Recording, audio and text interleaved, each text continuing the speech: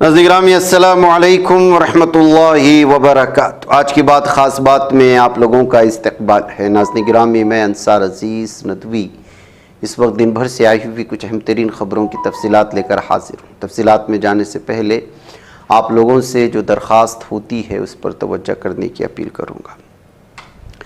آئیے ناظرین گرامی، پہلی خبر کی جانب بڑھتے ہیں۔ تعلیم انسان کی شخصیت سنوارنے اور معاشرے کو علم و اخلاق کی روشنی سے منور کرنے کا سب سے مؤثر ذریعہ ہے۔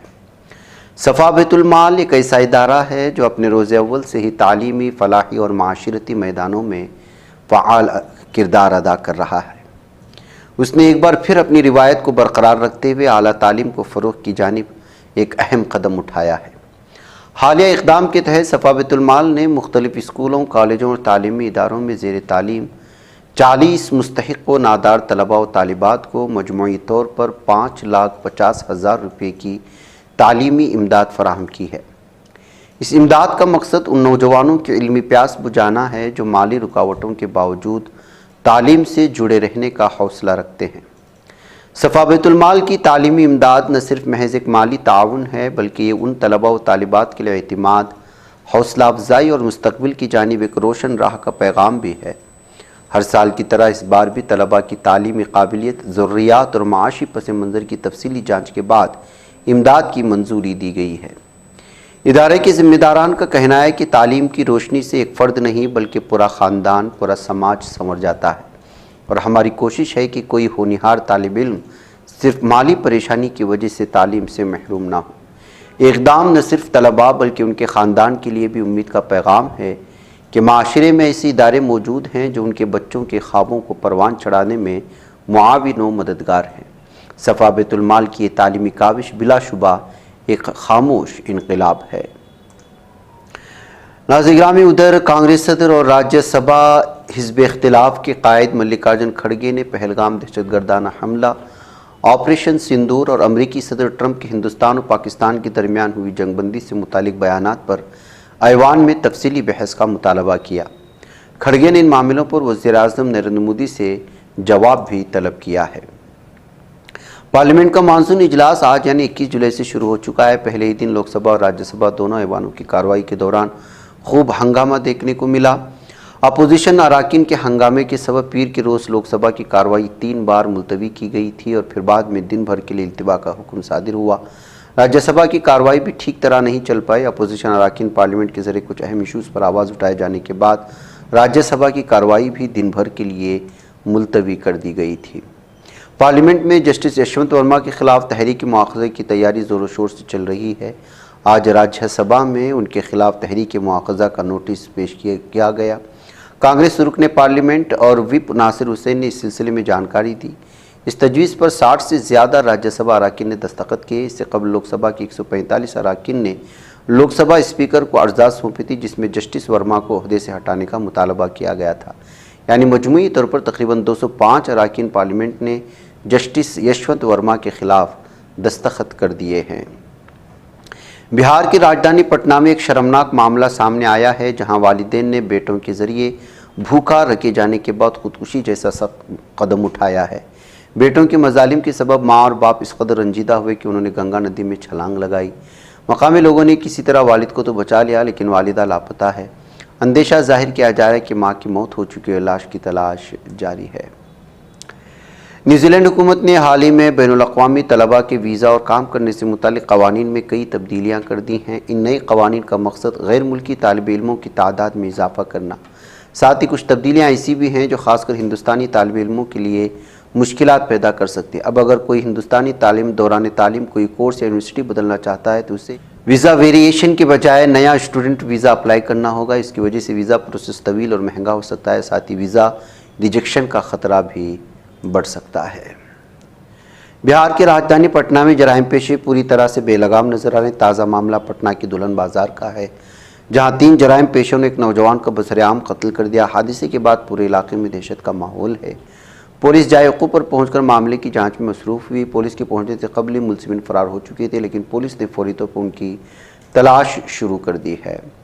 ممبئی ایئرپورٹ پر آج صبح اس وقت ایک بڑا حادثہ ٹل گیا جب ایک مسافر طیارہ لینڈنگ کے وقت رن وے پر بری طرح سے پھسل گیا۔ طیارہ ایئر انڈیا ایئر لائنس کا تھا جو کیرلا کے کوچی سے ممبئی آیا تھا۔ طیارے کی جب لینڈنگ ہو رہی تھی تو وہ رن وے پر پھسل گیا۔ بتایا جاتا ہے کہ شدید بارش کی وجہ سے حادثہ پیش آیا، طیارے کے تینوں ٹائر پھٹ گئے۔ اچھی بات یہ رہی کہ اس حادثے میں مسافروں کو کسی طرح کی چوٹ نہیں پہنچی۔ سپریم کورٹ نے پیر کو انفورسمنٹ ڈائریکٹوریٹ پر سخت تبصرہ کرتے ہوئے کہا کہ ایجنسی کو سیاسی لڑائیوں کے لیے استعمال نہیں کیا جانا چاہیے۔ عدالت نے تبصرہ دو معاملوں کی سماعت کے دوران کیا۔ ایک میں کرناٹک کے وزیر اعلیٰ سدھارمیہ کی اہلیہ بی ایم پاروتی کو راحت ملنے کے خلاف اپیل کا تھا اور دوسرا معاملہ وکیلوں کو بھیجے گئے سمن سے جڑا تھا۔ مختلف معاملوں میں فرار ملزم ٹیٹو دھماکہ عرف چندن کو پٹنہ پولیس نے ہفتے کو دہلی سے گرفتار کیا۔ ٹیٹو پر سابق ایم ایل اے آنند سنگھ کے حامیوں اور سونو مونو گینگ کے درمیان جنوری میں نورنگا میں ہوئی گولی باری میں بھی شامل ہونے کا الزام ہے۔ اس معاملے میں پنچ محلہ تھانے میں درج دو معاملوں میں اسے ملزم بنایا گیا۔ پولیس سرگرمی سے اس کی تلاش میں تھی۔ گرفتاری سے بچنے کے لیے ٹیٹو دہلی میں چھپا ہوا تھا، یہاں سے پٹنہ پولیس نے اسے دھر دبوچا ہے۔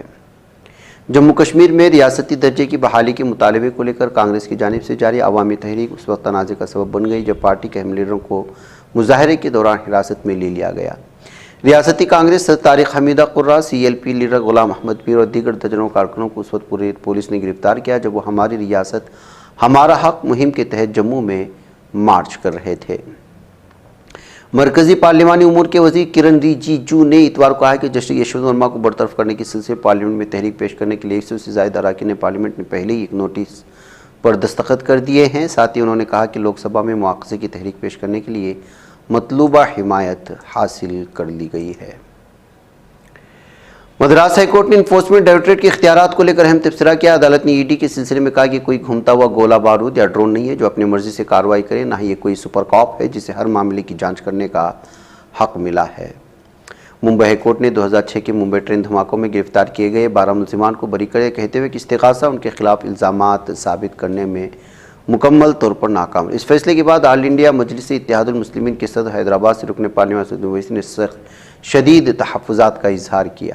اس معاملے میں پولیس میڈیا اس وقت کی حکومتوں کے کردار پر سوال اٹھائے۔ اویسی نے کہا کہ ملزمان نے اپنی زندگی کے بہترین 19 سال جیل میں گزار دیے اور اب جب وہ بری ہو چکے تو اس کا حساب کون دے گا۔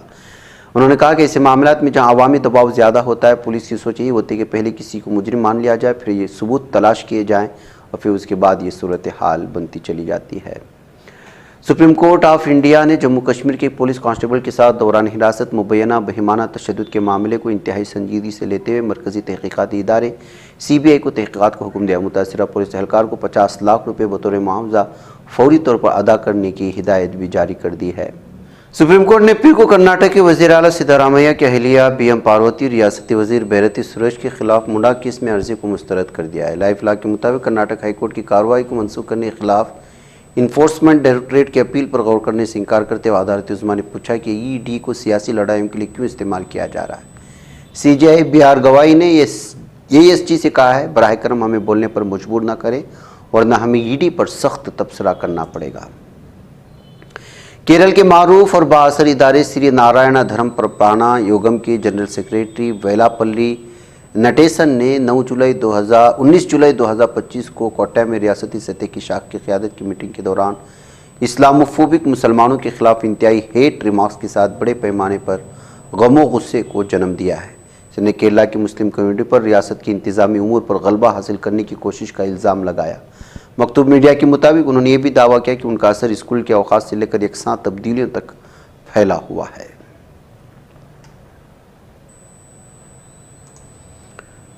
ادھر ناظرین گرامی، قابض ظالم صہیونی درندے اسرائیل نے رملہ کی بدنام زمانہ جیل میں القسام بریگیڈز کے منتخب تربیت یافتہ مجاہدین کو انتہائی سنگ دل اور غیر انسانی حالات میں زیر زمین قید کر رکھا ہے۔